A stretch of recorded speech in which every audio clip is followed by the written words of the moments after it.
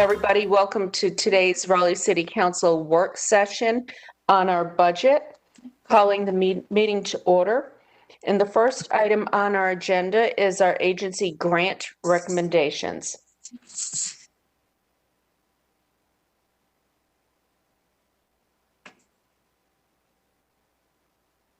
Good afternoon.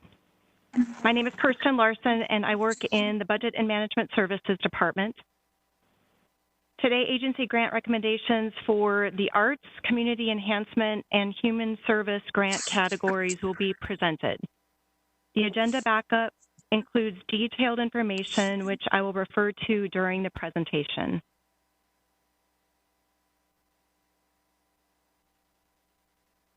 Before we jump into the recommendation, here is a reminder of a few policies that apply to all agency grant categories. The 25% maximum policy states the maximum level of funding that can be requested and awarded is 25% of an agency's total actual operating expenses for the last completed fiscal year. In July 2018, Council approved a policy that allows agencies to be awarded in 2 grant categories only. And finally, agencies requesting $25,000 or more are required to submit an audit. And a quick note on this, Council approved in November of last year waiving this policy for next year's agency grant process. The table on this slide indicates the amount of funding allocated for each category in fiscal year 22 and the funding source.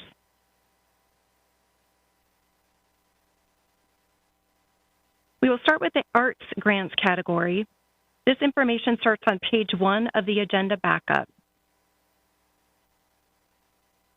Here is a high-level overview of the arts grants process.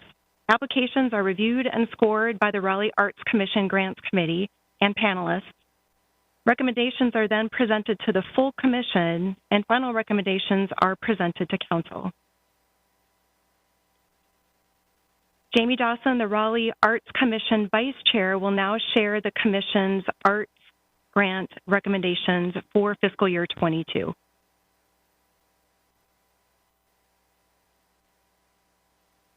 Hello all. My name is Jamie Dawson, and I'm the Vice Chair of the City of Raleigh's Art Commission, and I'm honored to be here today to present. Moses T. Alexander Green, Chair of the Arts Commission, has asked me to pass along his regrets for not being able to present himself. He is actively promoting the arts as he is out of state, working on a new production of his play, Pool. Go Moses. On behalf of the Arts Commission and the Grants Committee, I'd like to present our grants recommendations for fiscal year 2021-2022. I am here with Commissioner Judy Payne, co-chair of the Grants Committee, Sarah Corin, Arts Grant Director for City of Raleigh Arts, and Sarah Powers, Director for City of Raleigh Arts. I would like to publicly thank the Grants Committee and the City of Raleigh Arts team for their tireless efforts in assuring that our arts community and arts partners are served by the city and are promoted. This is especially pronounced and more important than ever, given the year we're all coming off, and hats off to you all. I would also like to thank you, the City Council, and Mayor for your continued support and efforts to keep Raleigh an art hub and arts destination. The positive impact this has on the citizens of our wonderful city is huge and does not go unnoticed. Thank you. In the packets you have received, you will see that our fiscal year 2021-2022, we are recommending that 34 organizations be funded, amounting to just over $1.9 million. On behalf of the Arts Commission, we respectfully request that the City Council also approve a one-time waiver of the 25% maximum policy for fiscal year 22 grant applicants in light of the pandemic, and approve the 2021-2022 arts grant funding recommendations as set forth by the Grants Committee and the City of Raleigh Arts Commission. Thank you.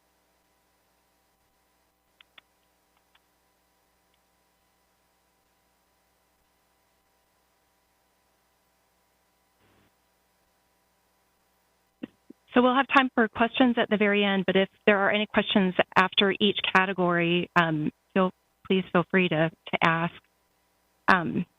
We will continue on then with our Community Enhancement Grant category. John Niffenegger from the Housing and Neighborhoods Department will now provide an overview and recommendations in the Community Enhancement Grant category. This information starts on page 16 of the agenda backup.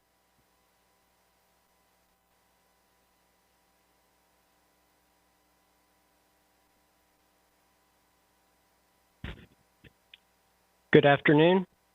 My name is John Niffenegger, and I'm with the Housing and Neighborhoods Department, Community Development Division. The Community Enhancement Grant is funded with federal community development block grant dollars and is administered through a competitive RFP process open to nonprofits. The RFP was issued in late fall and applications were due in January. The grant funds public services for low-income individuals, families, and neighborhoods. A panel consisting of staff members from Housing and Neighborhoods reviews and scores applications with final recommendations presented to Council by staff. Listed on this slide are the top 5 scoring agencies recommended for funding by the committee. This information can be found beginning on page 16 of your packet. I'll now turn it back over to Kirsten.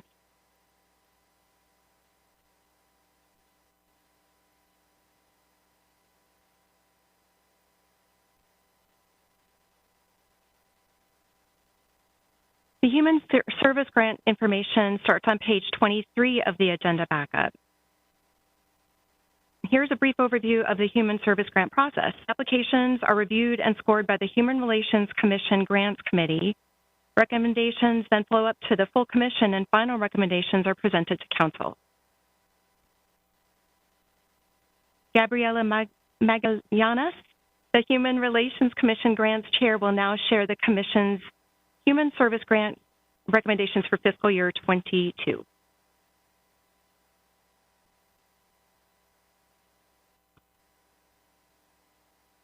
Good afternoon, Mayor Baldwin and City Council members. My name is Gabriela Magallanes, and I stand before you as a representative of the Human Relations Commission to present the recommendation that $565,876 in city funds be allocated to the 41 Raleigh agencies listed on page 11 of your fiscal year 22 grant recommendations packet. As co-chair of the Human Services Grants Committee, I had the privilege to review applications and or speak with all 41 agencies providing necessary services and programs to our most vulnerable Raleigh residents.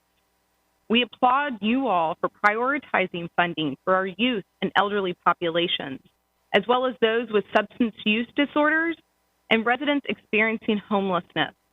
The funds the city has provided to agencies supporting these 4 populations allowed for swift and efficient responses to burdens caused by the COVID-19 pandemic. This year's total requested amount for all 41 agencies was $2,029,743, almost 4 times the amount of our fund. Historically, City Council has closed this gap with additional funding outlined on page 12 of your grant recommendations packet. However, even with the additional funding from City Council, there is significant deficit. We as the Human Relations Commission ask that over the next year, you examine how this gap in funding could be closed. As the city recovers from the financial strain the pandemic has placed on the city's budget, we would like to suggest a steady increase of the Human Services Grant of 10% over the next 5 years to support services and programs for Raleigh's most vulnerable populations. Thank you again for allowing me to speak. Thank you, Mayor Baldwin and City Council members, for your continued investment in Raleigh's residents. If there are any questions, I can answer at the end of today's presentation.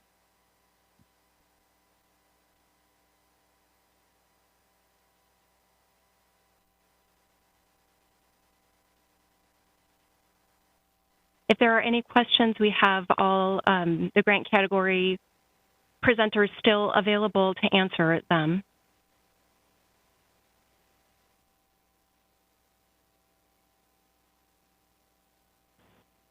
Sorry, redoing the layout. I couldn't see any hands. Who has questions? Councilmember Branch. Thank you, Madam Mayor. A couple questions. I start with my actually human relations first. How did you come with the 10% increase? I do see that, I do believe we need to find a way to increase funding, but I just want to know, where did you come with the 10% over 5 years? No, thank you so much for that question. So in the past, we've had an increase of 2% each year. So that's where we got that from. Okay. So you just look at the 2% that you are currently receiving, but also looking at what's the rate of increase of amounts per applicants. Do y'all have that number? How much they're increasing each year as far as the requests? In terms of the actual numbers of how much is being requested? Right. So since last year, we had an increase of a little over $300,000 in funds. Okay. All right. Okay, I'm good for now. Okay. I have a question, and next, Mr. Cox, I'll get to you, of the city manager. We have stimulus funding that will be made available to us, and I know some of that funding can be used to support nonprofits.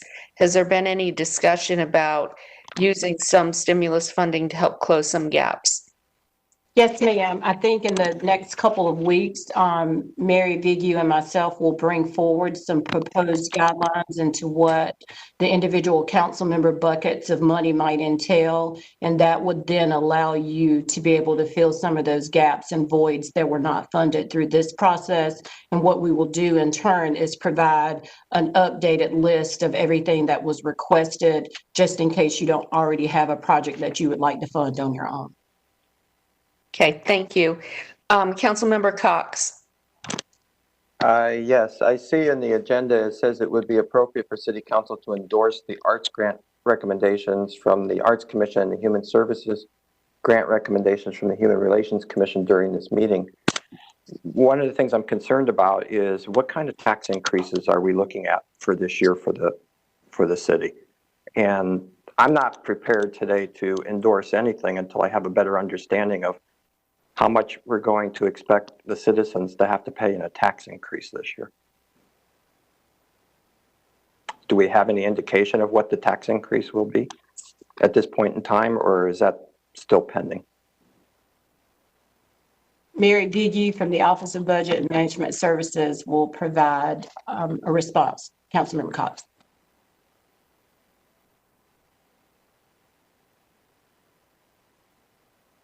You're muted, Mary.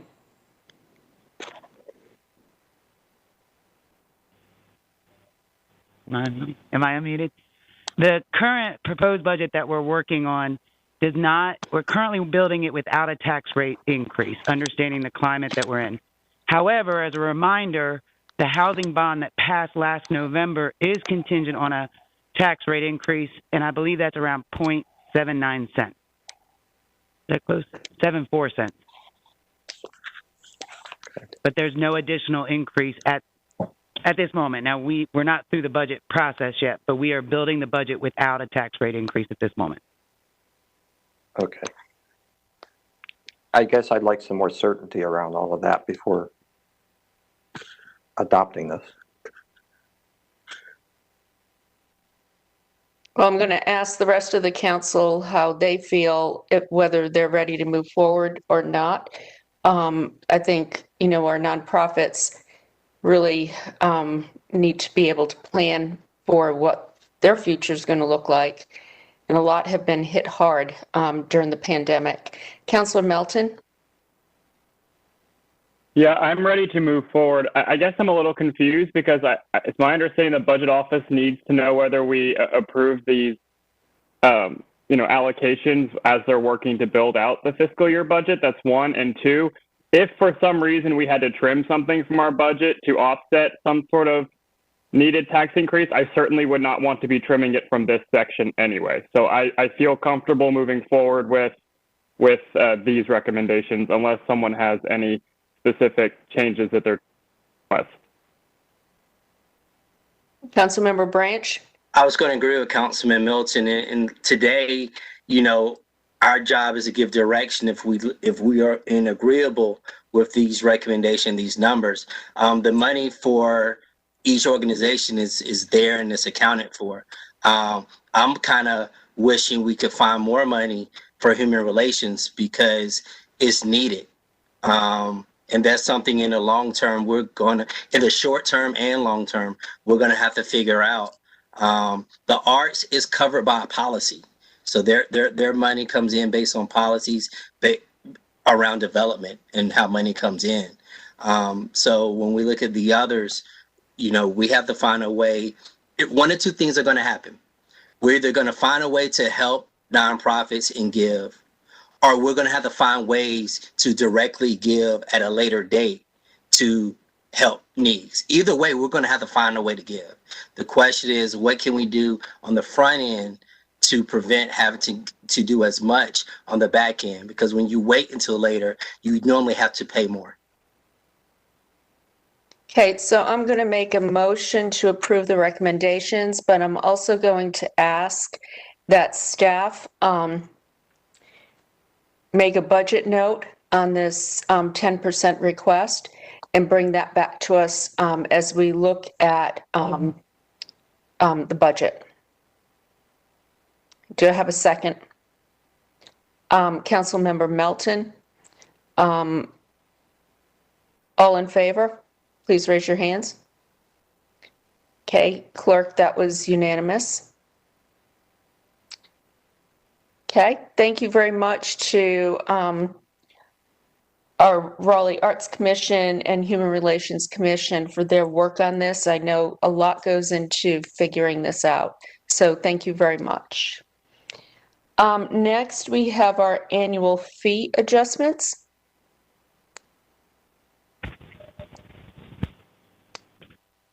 Good afternoon, Mayor and Council. Derek Smith with Budget Management Services. I'm here to provide an update on our annual fee review process and highlight fee changes occurring in FY22. A copy of the fee schedule is attached to the agenda item. Each year, we work with city departments to create a comprehensive list of the city charges for service. We do this for transparency purposes and to establish a single source of information where people can find this information. The fee schedule is included in the proposed budget.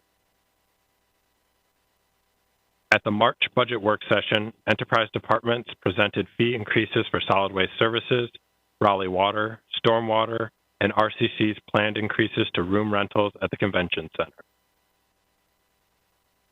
One group of fee increases you see each year are index fees. We use the Consumer Price Index, which is based on the average annual prior year's labor consumer price index. It's 1.4% this year. We also use the Engineering News Record, which is related to construction costs, and it's coming in at 1.64% this year. I will now go over the changes we've made by department.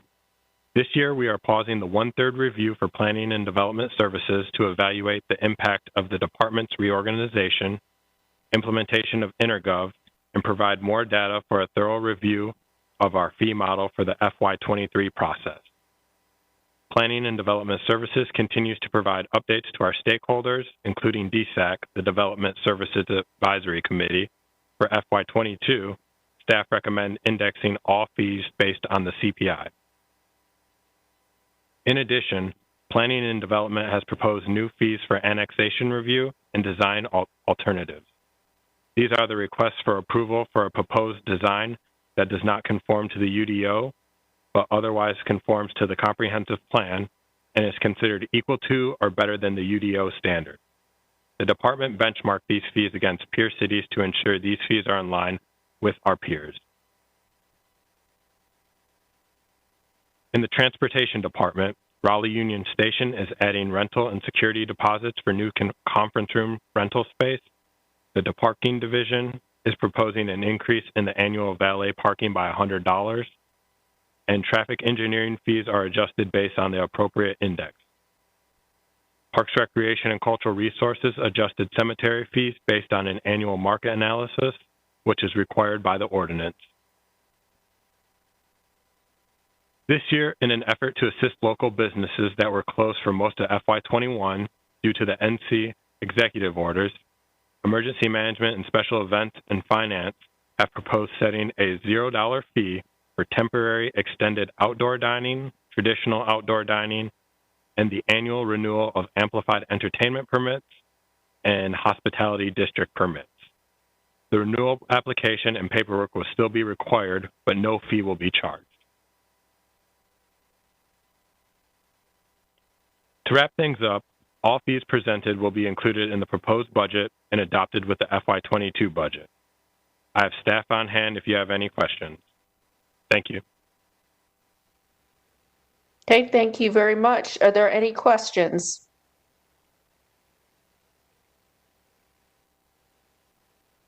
Okay, I don't see any questions. Let me see. We will wait until we have the final budget to approve that. Thank you, Derek. Next, we have the fiscal year 2020 budget priorities. Mary is back up to review these with us. Good afternoon, Mayor and members of Council. Again, I'm Mary Vigue with Budget and Management Services.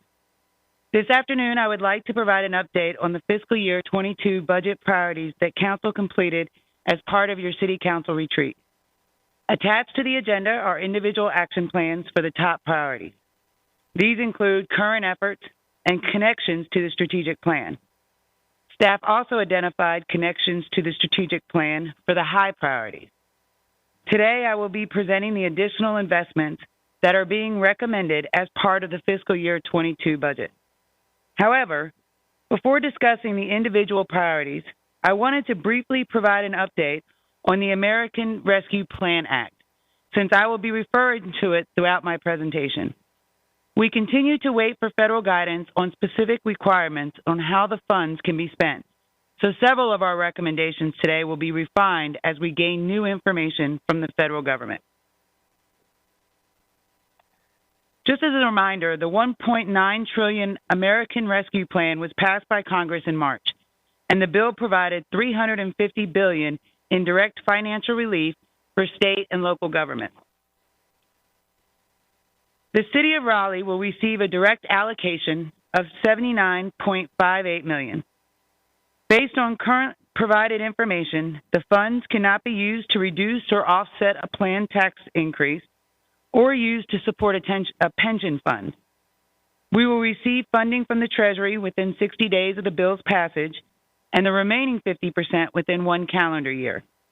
The cost must be incurred by December of 2024. The bill provides 4 broad buckets, including small business assistance or aid to hard-hit industries, infrastructure investments, including broadband infrastructure, or revenue replacement to prevent service reduction. We will continue to monitor federal guidance, and we have begun an internal work team to help guide this process as we continue to receive more information. As I mentioned, attached to this agenda item, you will find a memo that highlights current activities underway for each of these priorities, as well as connections to the city's strategic plan. Both your top and high priorities are well represented throughout the strategic plan, and the attached memo helps draw attention to those connections. To fund several of the items in this action plan, staff is recommending the use of general fund capital reserves. As a reminder, these funds are traditionally used for one-time expenses. We started fiscal year 2021 with $8.2 million in general capital reserves. Council has previously approved the use of approximately $1 million for air conditioning in park gyms. As a part of the action plans associated with Council's top priorities, we are recommending appropriating an additional $5 million, which would leave $2.25 as a reserve. I will now present our action plan for each of the 5 top priorities. We believe the American Rescue Plan will be a source to fund business assistance, including small business support, revitalization of downtown, and funding broadband infrastructure. As I mentioned, we will continue to monitor and begin formulating a plan to support businesses with the rescue funding. Included in the fiscal year 22 budget is funding to continue the Building Upfit Grant and Facade Program. This allocation was possible from savings from prior years and requires no additional funding. Based on prior direction from City Council, we are programming funding for a citywide disparity study and recommending a full-time position to assist in the implementation of the study. This will help us develop a plan to ensure our contracting is equitable and supports MWBE businesses.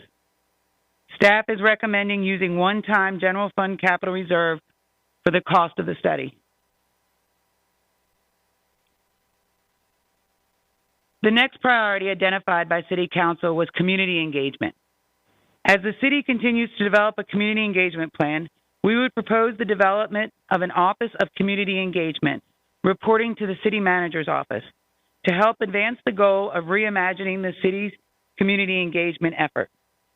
This includes 2 new positions and necessary operating support.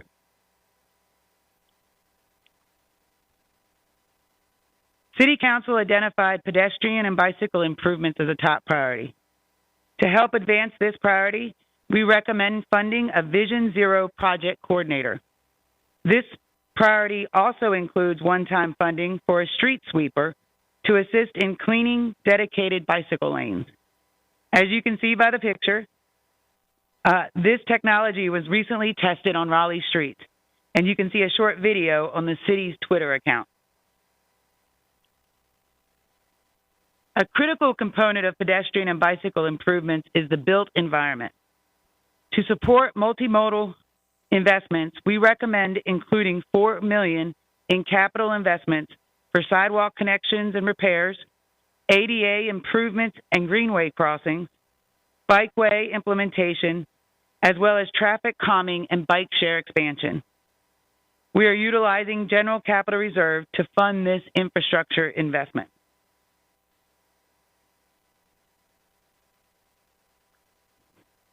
To help elevate equity as a mission-critical function of our organization, the city manager will be recommending elevating the Office of Equity and Inclusion to the Department of Equity and Inclusion.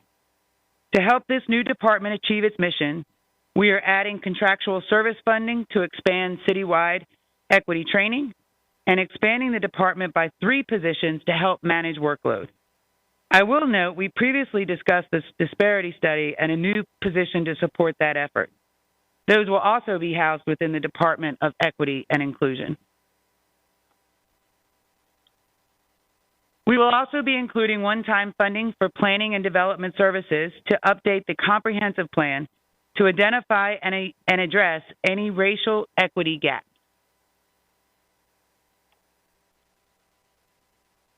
The fiscal year 22 budget will include the first-year allocation of the 2020 Affordable Housing Referendum. The city is also continuing its prior commitment to affordable housing rental development at $6.3 million. Finally, we are increasing funding for the ACORNS unit, ACORN standing for Addressing Crisis Through Outreach, Referrals, Networking, and Service.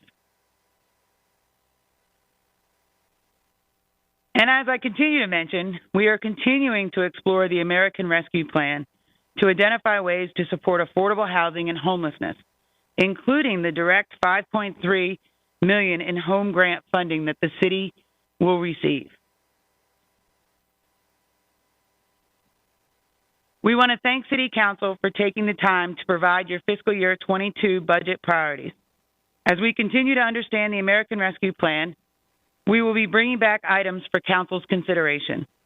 We hope this assists in ensuring we are responsive to City Council priorities, and you will see these items reflected in the proposed 22 budget presentation on May 18th. And then we are available for any questions that you may have.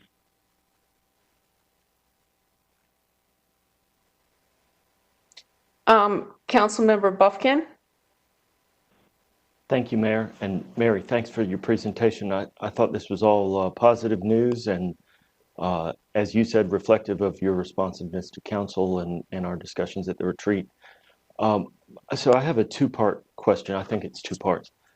So in a number of places where we've used general capital reserves for which I understand is one-time funding, maybe I got that wrong. But so the first question is, are we matching up one-time funding with one-time expenses? And then the second part is, as we use those general capital reserves, how's our reserve fund balance projected to look, say, maybe a year or so from now? So the answer to the first part of the question is yes. What we are recommending is only utilizing one-time funding of the general capital reserve in those areas. So, for example, the $500,000 for the disparity study, the $4 million for transportation, the additional staff and ongoing maintenance and operating. That is where we are internally looking at redirecting current resources in our budget, using any additional capacity. For example, sales tax is projected next year higher than we originally anticipated, so using some of that funding source. But no, we would not recommend using one-time funding for those ongoing. So it is that. The second part to your question, as previously mentioned, when we started the year out, council had, let me find my page, I'm sorry. I want to make sure I get this right, $8.2 million in general capital reserves. And so this is that in excess over the 14%. And so we utilized about $1 million of it, I think it was last council meeting, or for the air conditioners in the gym. And so that leaves that remaining balance, and then we're recommending using $5 million. So at the end of this, there'll be $2.25 left in general capital reserves. And so that would be available for council through the budget process if there were other items, or it would just roll into next year when that number is recalculated. Because remember, that number is recalculated every year.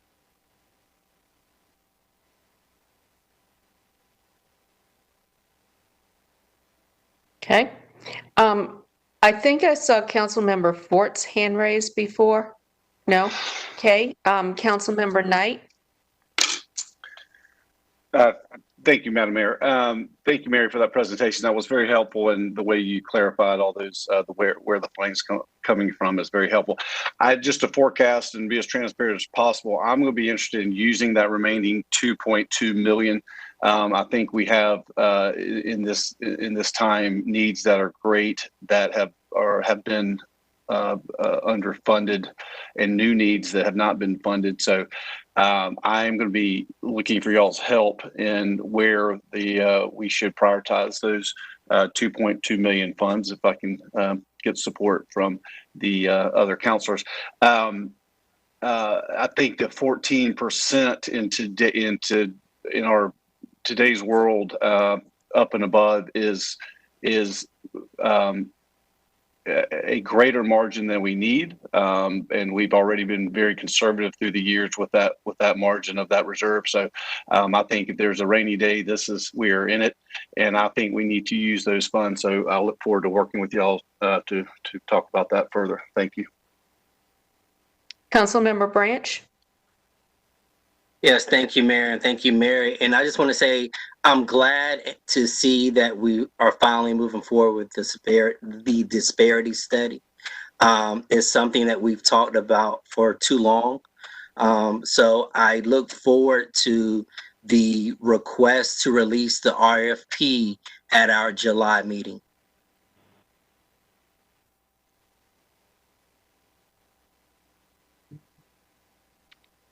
Do we have any other questions?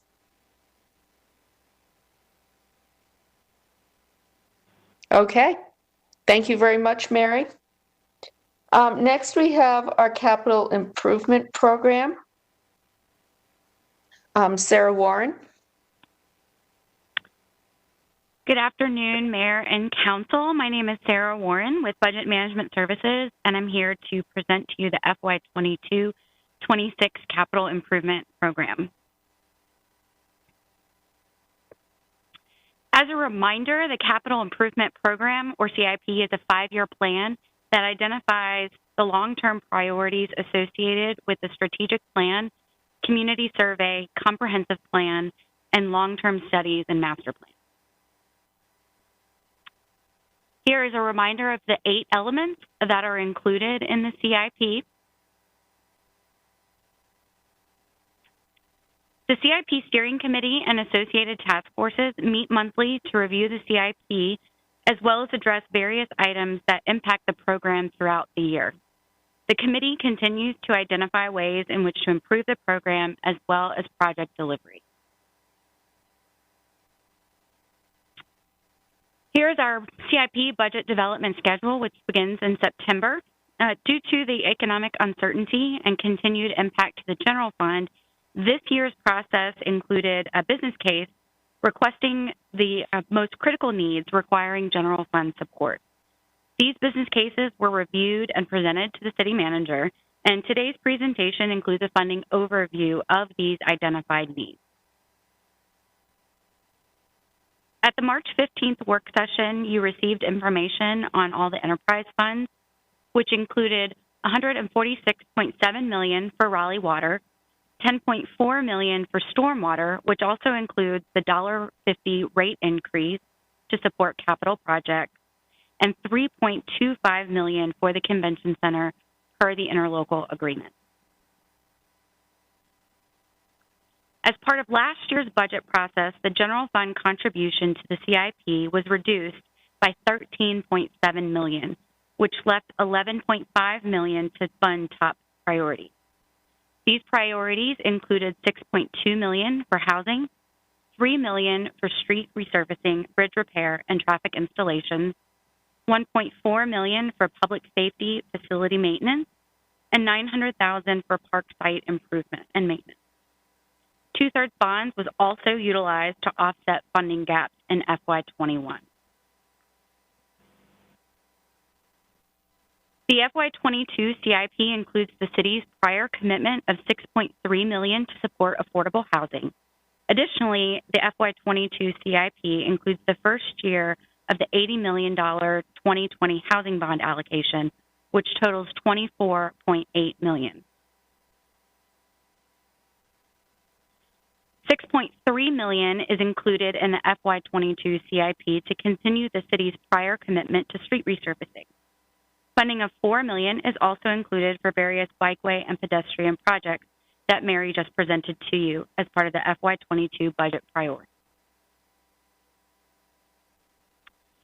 This year's CIP also includes the final year of the 2017 transportation bond allocation, which includes $20 million for Six Forks Road, $18 million for major projects, including Carolina Pines, Trawick, and Marsh Creek Roads, and $3.9 million for the Complete Streets program and streetscapes, as well as $3 million to support transit-related projects.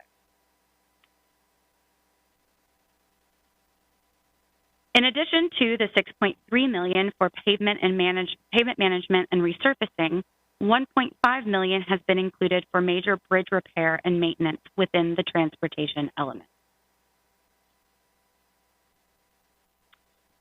The CIP also continues to fund the $1.4 million to address public safety maintenance projects and improvements. $15 million has been programmed in FY26 for a police evidence building. Additionally, $500,000 has been included for upgrades for facility system controls for general government buildings.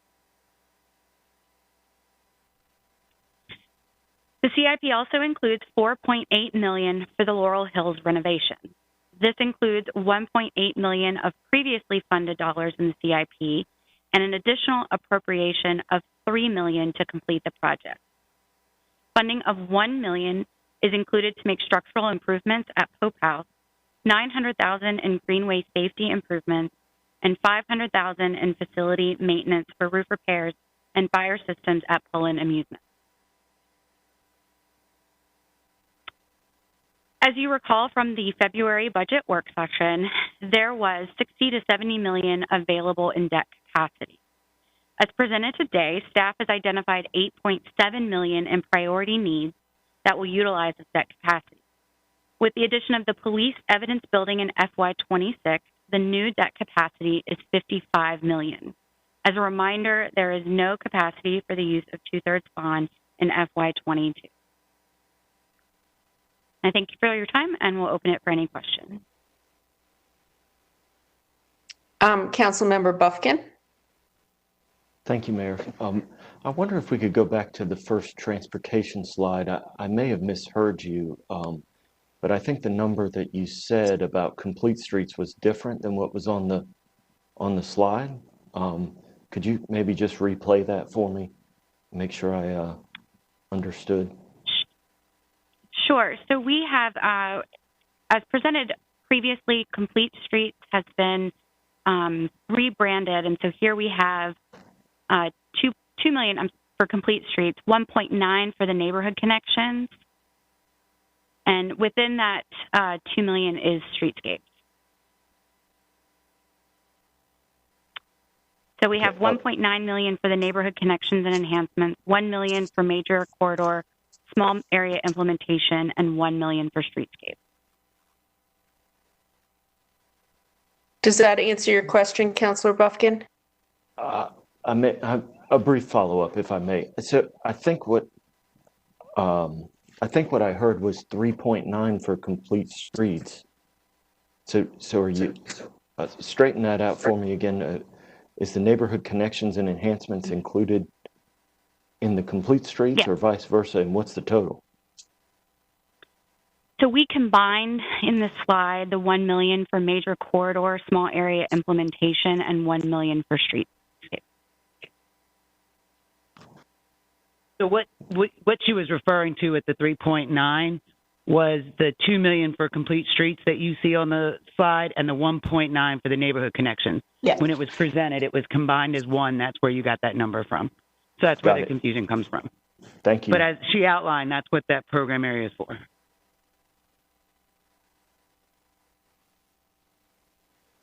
Do we have any other questions?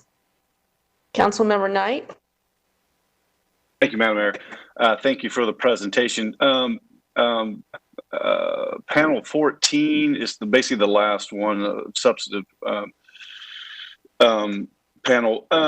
Explain that to me a little bit more to make sure I understand that. As of February, there was 60 to 70 million available in debt capacity, which is a $10 million difference, which explain to me why that it's put out that way. There's a $10 million, margin there, I guess. And then you have plus the 15 million and then plus the 8.7 for this year's priority needs to get to the debt capacity of 55. Those numbers don't add up, but can you explain a little bit? You are proposing 8.7 million for this year, and then that would leave a debt capacity after that of 55 million, or prior to the 8.7 proposal? So I have Allison here, our finance director, who can also explain it better, but it's not going to be direct math. So starting with a number, you're not easily going to subtract one from one. It's a model that is a long-term model that's put into it that tells us what that debt capacity is on a yearly basis. So, for example, by adding the new police evidence training facility 4 years out or 5 years out from now, that changes our future debt capacity as well. Along with when we change cash flow, like, for example, as last year's part of the budget process, we reduced the transfer to debt service. So that also reduced future debt.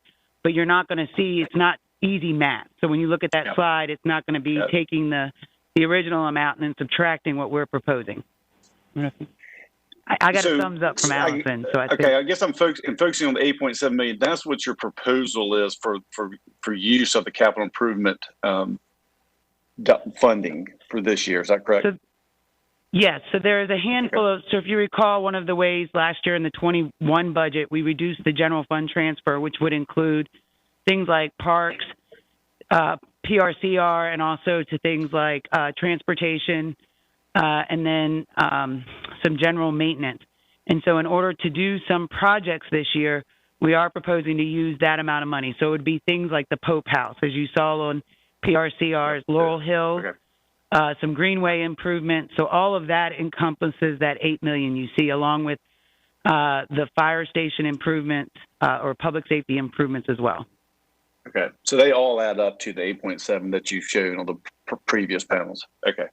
Yes, sir. Thank you. The only general fund contribution this year would be the traditional allocations to resurfacing that council has previously committed the city to, and affordable housing. And after, if that 8.7 proposal was approved by the council, then in theory, then we'd have a debt capacity of 55 million. Is that correct? Yes. Okay. Thank you. And yes, if you approve the CIP in June the way it's currently proposed, it would leave you that 55. Now, again, that's another calculation that we put inputs in every year, things like interest rates and tax rates and those things. So that is another number that we give you at the beginning of the budget process and at the end, but it will change as well. Got it. Thank you. Do we have any other questions?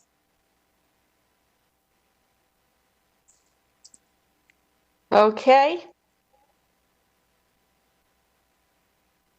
We have other items.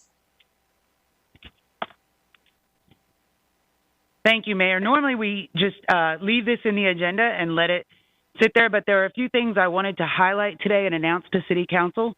So thank you for taking this extra moment. We will still get you out of here by 5 o'clock, I think, which is still a happy Monday. The first is, you'll notice the memo in there from the update on the March 15th budget work session. So if there's any questions about that, please let us know. We will add the budget note that we received today to the budget note list, but we wanted to provide you at this moment with the budget notes that we had, which is only one, considering we completed one already associated with the air conditioners.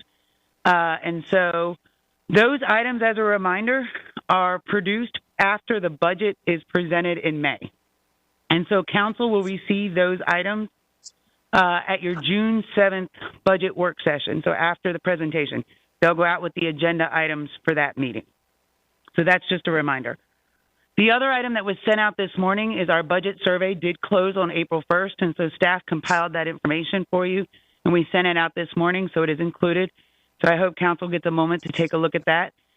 We had a great response this year, and so we're really excited. Even in COVID, we were able to get all the information out, working with our community engagement office and also, pushing it out on the website and social media. So even without being able to necessarily be out shaking hands, we had a substantial turnout.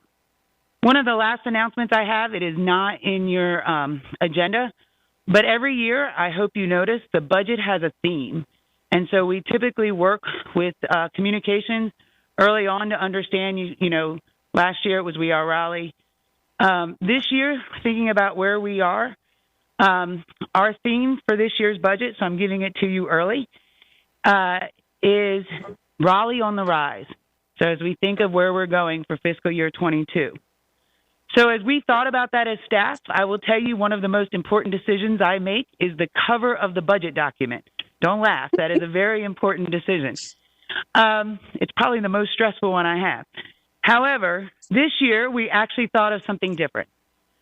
So when you think of Raleigh on the Rise, we all sat in a room and we thought of what picture do we put on the front to represent such a great theme. We couldn't come up with one because what Raleigh on the Rise meant to each one of us was different. Much like I'm sure each one of you, as you think of those words, you come up with a different thought. So as part of a pilot project, we have asked that school-based program participants in Raleigh's Parks programs create artwork that is interpretation of the theme. So these programs include students that are in our before and after school and track out programs. So a panel of judges will choose the top art submissions, and then we may ask council to get involved to help us make that final determination. The winning artist will have their artwork featured on the cover of the fiscal year 22 budget book and all associated budget publications. And so we are really excited to understand how our students feel and think about Raleigh on the Rise this year. So we're trying something a little bit different. So I just wanted to announce that to you today in case you heard about it or saw anything come out of the Parks Department on it. So thank you. So, Mary, I have a question. Is there a way we might be able to use some council contingency funds to reward students who participate? We can look into it. We had thought of that as well because we do have some savings also from the Big Ideas program from this year as well we could use. So we're looking into that. They will be rewarded in some form. With COVID, we're also trying to figure out if we can get them here or virtually to receive the announcement. Giving them a budget book won't be exciting, but maybe a framed picture of their artwork. One day they'll appreciate it. Well, So. you never know. Getting a budget book might inspire somebody to become, a public accountant or whatever. So don't dismiss that, Mary. I won't. They'll be your next budget director, maybe. Thank you. I think that's a great idea, and also appreciate you looking for new ways to involve our youth. So thank you. Thank you. And that is all I have for today. So thank you, Council and Mayor, for your time and attention. Okay, Councilmember Melton. Thanks. I just wanted to confirm something that's in one of the backup memos. For the follow-up from the March 15th budget work session, it says that based on our direction, transit fares will remain suspended until July 1st, 2022, which was an issue I brought up on the 15th. So I just want to confirm that that is the decision and we don't have to do anything else about it, because I'm happy about that if so. Yes, sir. So the proposed budget will include not the reinstitution of the fares for fiscal year 22. What we are proposing is that in the fall, is that we bring back to council a conversation about what that looks like. Before we even get into next year's budget season in terms of what fare free or what those options would be. Okay, thank you. Okay. Do we have any other questions? Okay, thank you very much. Great presentation, good information. And I am now going to adjourn the meeting. We will see everybody tomorrow. Thank you.